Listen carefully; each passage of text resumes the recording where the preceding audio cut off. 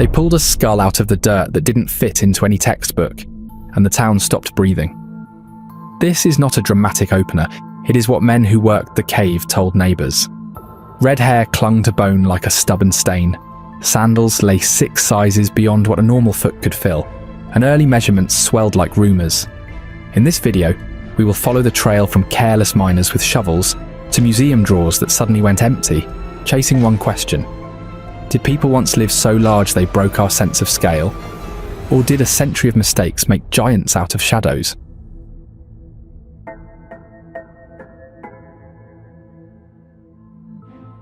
When the first miners made their way into Lovelock Cave, tucked inside Nevada's Humboldt Sink in the United States, they had no plans to find bones or even make history.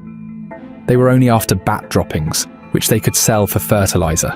James Hart and David Pugh started digging back in June 1911, shoveling out the cave floor by the ton without thinking much of it. Most of what they pulled out went straight to bags bound for San Francisco, but one day, their shovels hit something strange. Hart later wrote that they uncovered a body lying in the northern part of the cave. It looked like a man, except it was bigger than any man he had seen.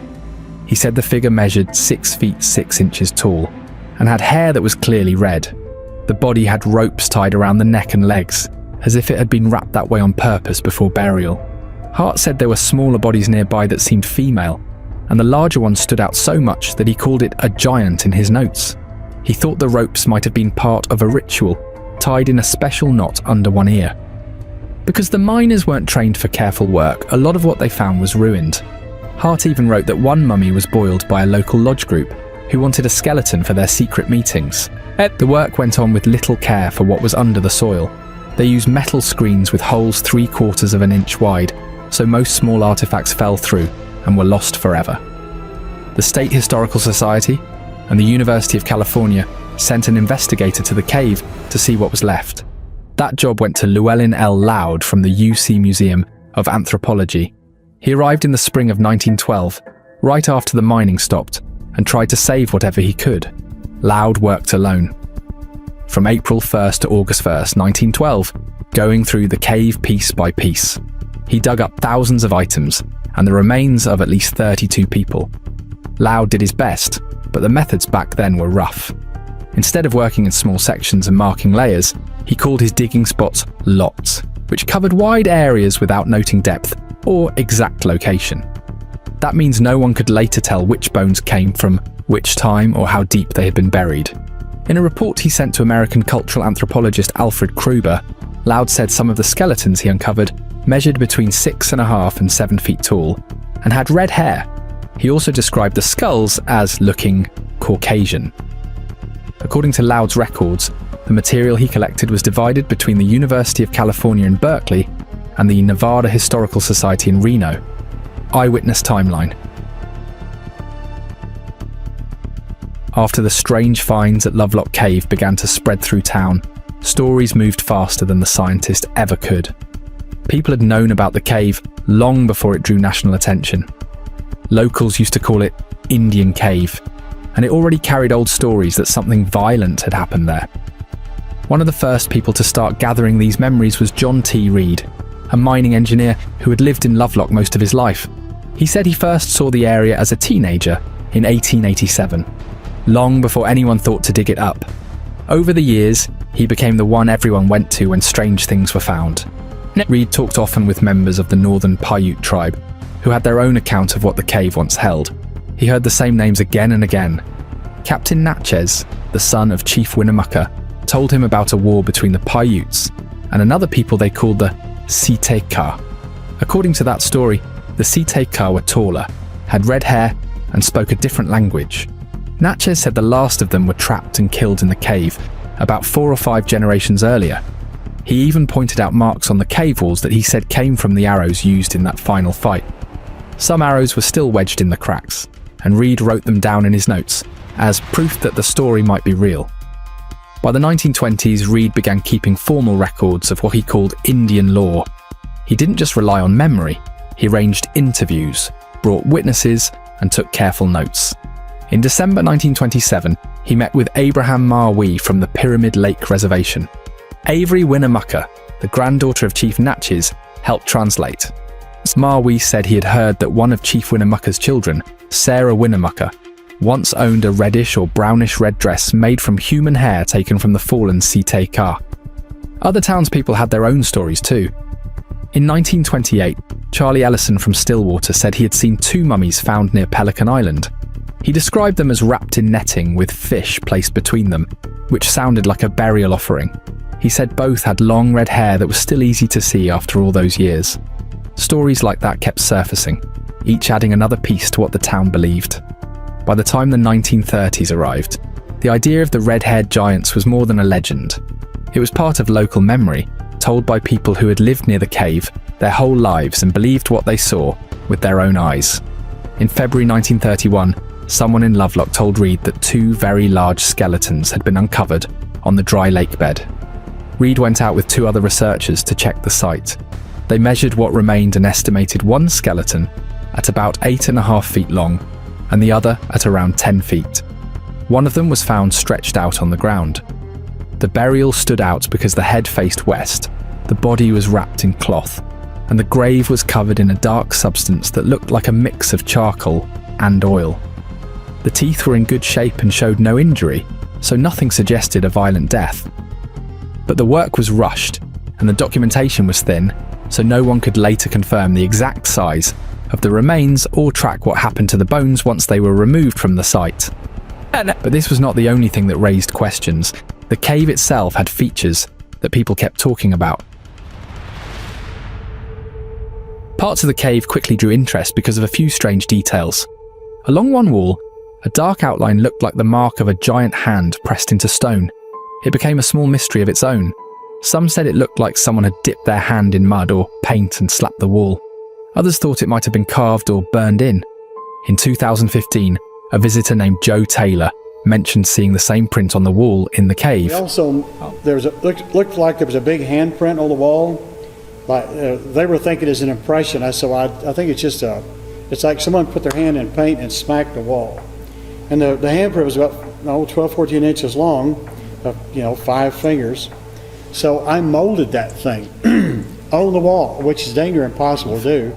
After that, the handprint was said to have disappeared. Ron Moorhead, who was reportedly on the trip with Taylor, said that about 3 weeks later, the print had been cleaned off. No one knows for sure who did it and why. Other strange features also turned up during both professional and amateur visits. Among the artifacts, workers found sandals that were unusually large, about 15 inches long. They looked worn, with real signs of use, as if someone had walked in them for a long time.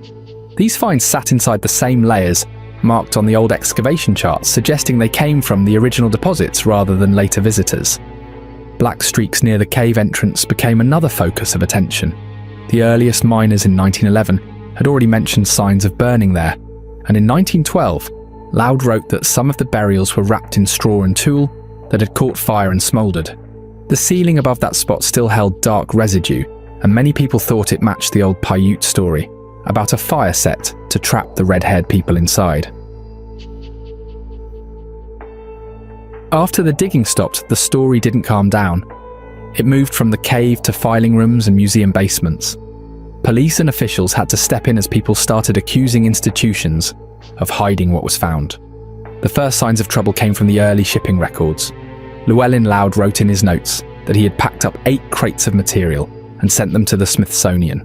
The rest, he said, went to the University of California at Berkeley. Those crates supposedly included full skeletons that he described as more than 6.5 feet tall, with red hair and features he called Caucasian. But when later researchers looked for those records, they were gone. Both institutions admitted receiving the crates, but neither could show what happened to them. The missing paperwork made it impossible to trace where the bones went, which broke the normal chain of custody that is supposed to track evidence from start to finish. People in Lovelock and nearby towns didn't let the matter go. Over the years, rumours grew that the bones had been taken away on purpose. Some called it the Smithsonian vacuum, a phrase used to describe how anything strange sent to the Smithsonian seemed to vanish. Locals believed it wasn't an accident. They thought someone at the top had ordered the disappearance. The Humboldt Museum in Winnemucca became part of the story next. For decades, people said the museum once showed giant skulls in a glass case beside normal-sized ones.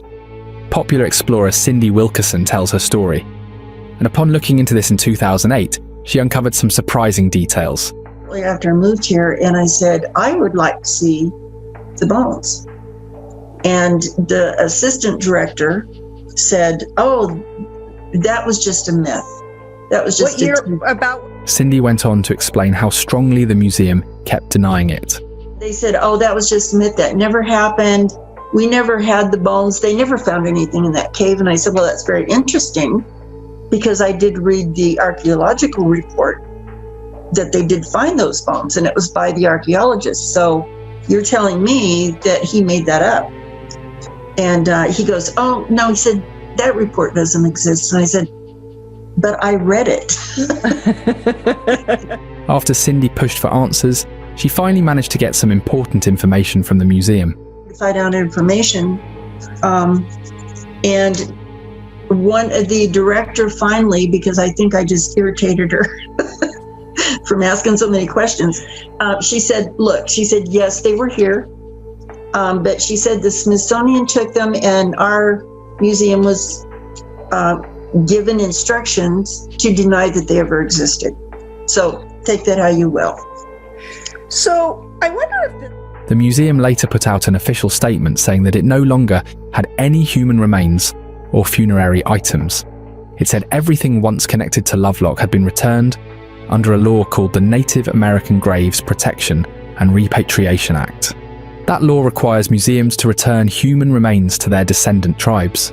Some researchers said this explained why the bones were gone, while others argued it was another way to make unusual material disappear for good. Even before the law, the trail of missing artifacts went back much further. John Reed had sent bones and a jaw to a curator named Dr. Clark Whistler at the Museum of Natural History in New York in 1930. It was one of several shipments of Lovelock material sent by private collectors. Once again, none of those pieces can be traced today. Some of the earliest finds never even made it that far. Llewellyn Loud himself said that many delicate items, like feather ropes and woven cords, were ruined because workers were careless during mining.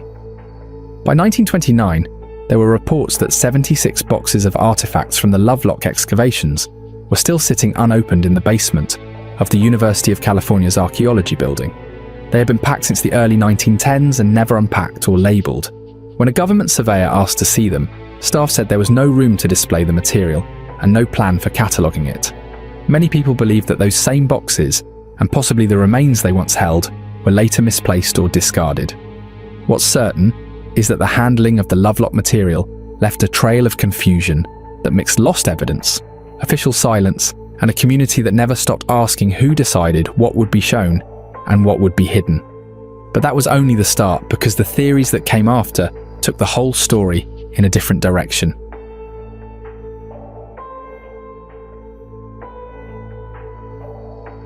After stories of hidden digs and missing remains, one idea started to spread. It claimed that the strange DNA patterns found in the Lovelock samples came from secret experiments that were never supposed to happen. Some people say this goes far beyond history and touches on something that feels more like science fiction. They believe the remains weren't natural at all, but part of a long-running program to mix human DNA with something non-human. According to this view, a small group of researchers was part of an unauthorized project that tried to create or study hybrids. Supporters say these experiments involved more than simple testing. They believe that pieces of genetic material were added to human samples thousands of years ago by powerful beings from somewhere else, maybe to improve human traits or to keep control over them. The idea sounds wild, but it has a full set of details. The story says there were 13 different genetic strains combined in these experiments, and one of them gave rise to a type of hybrid that some call the blue bloods. These supposed hybrids were said to have copper-rich blood, which gave their veins a blue tint, and the ability to change their appearance. People who believe in this theory say the whistleblower memo was the first clue that something serious was being hidden. It supposedly came from someone who had worked inside one of the labs that handled the Lovelock or Spirit Cave samples. The memo described private tests that revealed DNA patterns that didn't match any known human group. The staff were allegedly told to stop the tests and relabel the samples under a different research project. The same memo mentioned sealed lab containers and markings that did not match any known university format. Then came the story about the sealed lab labels. These were said to have codes that pointed to a series of restricted studies carried out in Nevada during the 1970s and 1980s. People who claimed to have seen them said the labels looked government-issued, not academic. The chain of custody papers that later leaked from the same period seemed to confirm that the samples had been moved between several facilities, but none of them appeared in the public record. According to the claims, one box of remains was even logged under experimental biological material, instead of archaeological specimens, which made it harder to trace. To the people who believe in this, the odd DNA results are what started it all. The Spirit Cave mummies, for example, reportedly carried haplogroup X, a type of DNA mostly found in Northern Europe. Another sample, called Lovelock 4, was said to have a Eurasian signature, suggesting ancient contact between continents long before recorded history. These results were quickly dismissed by most researchers, but to the supporters of the hybrid theory, that dismissal looked like another cover-up. They also point out that independent scientists have often been refused permission to test these ancient samples again. Official reasons usually mention preservation rules, or laws like NAGPRA, which protect Native American burial sites. But critics think those laws are being used to keep the truth hidden. They argue that if retesting were allowed, it would show traces of manipulated DNA, proving that humanity's past was engineered rather than evolved. People who repeat this theory often connect it to the pattern of missing evidence over the years. They talk about the John T. Reed collection that vanished after being sent to a university lab in 1977, and the claim that thousands of unusual skeletons were destroyed by the Smithsonian. They see these losses not as accidents, but as signs of a much larger cleanup. The few clues that remain, they say, such as the red hair gene found in some Lovelock samples, are the leftover traces of those genetic experiments. To them, the combination of a missing whistleblower memo, sealed lab labels that don't match any official system, and the strange path of the chain of custody papers tells a single story. They think it all points to a hidden genetic project that went far beyond archaeology. Others still see it as folklore built on missing paperwork and coincidences. But in conversations about Lovelock, the idea of hybrid DNA remains one of the most persistent and unsettling theories tied to the cave. After all the scientific arguments and secret lab stories, another idea began to grow around Lovelock Cave. This one had nothing to do with archaeology, but with the strange way the place seems to affect people. Some researchers started saying the cave might not just hold old remains, but also some kind of stored energy. They claimed to record odd electromagnetic readings inside, along with strange effects on cameras and radio gear. The cave sits inside a limestone ridge that looks over the Humboldt Sink. People who study unusual energy say that rocks like limestone, quartz or magnetite can hold energy the same way a battery does. They think that under certain conditions, that energy can play back events from the past. This is based on what is called the stone tape theory, an idea that memories or strong emotions can somehow imprint on the rock. Since energy can't be destroyed, only changed, these moments might be replayed as faint sounds, shapes, or lights when the right conditions appear. Quartz is often mentioned in these studies because it can react to pressure and movement by producing small electrical charges, something that could explain why instruments sometimes spike near the cave walls. Another group points to something called tectonic strain. This theory says that pressure deep in the ground, even without an earthquake, can make the rocks release small bursts of electricity. If those bursts reach the surface, they might disturb nearby electromagnetic fields and cause people to feel static or buzzing sensations. Because Lovelock sits in an area rich in old lake beds and mineral layers, some believe it's a natural hotspot for that kind of stress. There is also the idea that water plays a role. The Humboldt Sink was once part of Lake La Hontan, and the underground channels from that ancient lake may still carry moisture. Since water conducts electricity, people think that flow could act like a power source that feeds into the rock layers, charging them with weak electrical currents. Some visitors even say the air inside feels heavier when the ground outside is wet, which fits with that theory. Stories about sensory interference go back decades. One visitor, Tobias Ruiz, said that during his first trip into Lovelock Cave, he felt a heavy pressure on his chest, almost like something unseen was pushing down on him. He said the Book of Enoch shaped how he understood that feeling, since it describes giant spirits staying in the places where their bodies died. On his second visit, he left cherries and water in the cave as an offering, and he later said his life noticeably improved after doing it. Joe Taylor, who went to the site while studying the giant reports, scraped a bit of the black residue from the ceiling and sent it in for testing. The results came back with traces of synthetic material mixed with plant matter, something no one expected to find inside an ancient cave. Taylor wondered if some of it came from the mould he used while making a cast of what looked like a massive handprint on the wall. The print was said to measure 12 to 14 inches, far larger than any normal hand. But once photos of it started spreading online, people who visited the cave noticed something even stranger. The handprint had been scrubbed off the wall with no explanation for why or by whom. People who believe the cave gives off some kind of energy see events like that as part of the same pattern.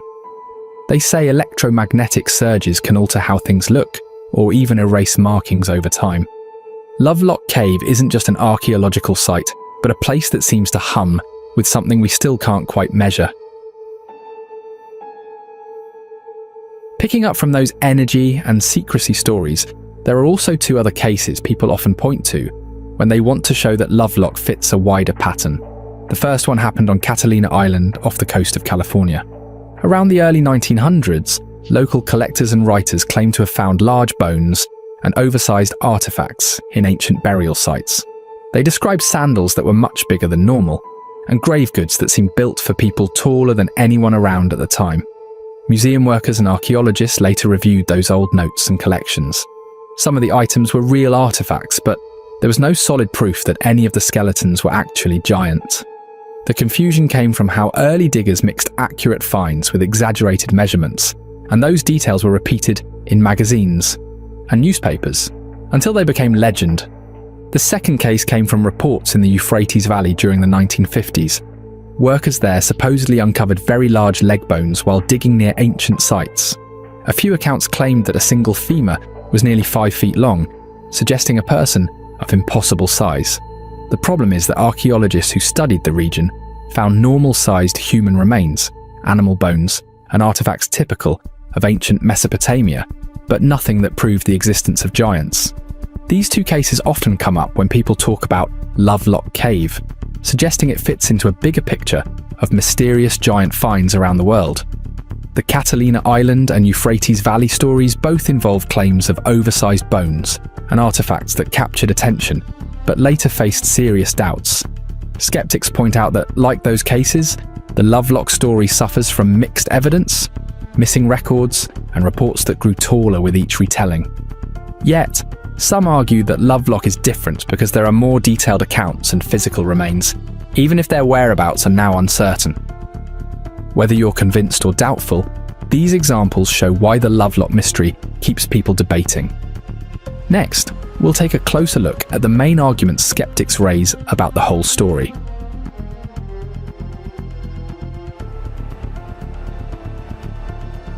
There is one way people explain the whole idea of giants at Lovelock Cave.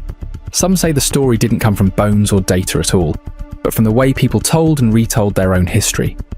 The Paiute people have passed down a legend for hundreds of years about a group they call the Sitekar. In their language, that name means tule eaters, because these people were said to live on plants that grew near the marshes. The story tells of a war between the Sitekar and nearby tribes, ending with the strange red-haired group being trapped inside a cave and burnt alive. To the Paiute, this wasn't a myth in the way outsiders use the word. It was a tribal history that explained why their ancestors fought and how the land was claimed. Elders told the story to younger generations through songs and plays that were part of community life. The lessons in those stories helped define what it meant to belong to the tribe and how to deal with outsiders. Writers and researchers started hearing these stories more than a century ago. One of the earliest was Sarah Winnemucca Hopkins, a Paiute author and activist who published her family's version in 1883. She said her grandmother spoke about a small tribe of cannibals with reddish hair who lived near Humboldt Lake. She never said they were giants, only that they were enemies who ate people. Her grandfather, known as Captain Natchez, gave a similar story to John T. Reed, who later worked with archaeologists Mark Harrington and L. Loud. These early records became the link between Paiute oral history and the later archaeological work around Lovelock Cave. When miners started finding large bones and artifacts in 1911, those old stories came rushing back. James H. Hart and David Pugh were the first to describe what they found. Hart wrote about a body that was 6 feet 6 inches tall, with red hair that was still visible. At the time, that height was considered unusually tall, especially compared to the smaller frame of early Great Basin peoples. That single report was enough for newspapers to call the remains a giant. Even a large sandal found in the cave, measuring about 15 inches long, was treated as proof that the Paiute legend was true. From then on, the line between archaeology and folklore started to blur. What began as a story about conflict became a legend about superhuman, red-haired beings. The idea grew stronger each time new artifacts were found, or old ones were reinterpreted. Other tribes across the West also had stories about tall, violent, red-haired people, which made the Lovelock tale sound less like an isolated myth and more like a shared memory passed across generations. So, are these massive skeletons really proof of giants? Or just ordinary bones that have been altered by time and the environment? The next part digs into what happens to bones after death and why that matters here. Misidentification, taphonomy, and geological illusions. Experts who study what happens to bones and caves over time say there's no need for giants to explain what people found. Forensic taphonomists look at how bones change after death, and what they've learnt fits perfectly here. William Bass, one of the leading figures in this field, showed how simple things like weather, scavengers, and soil pressure can reshape remains. Teeth marks can leave grooves that look like tool cuts. Bones buried in damp sediment can bend or swell as minerals build up, and once uncovered, they can seem much larger than they really were. Even small shifts in the ground can scatter bones in a way that gives the illusion of huge skeletons. Cave researchers or speleologists add to that picture.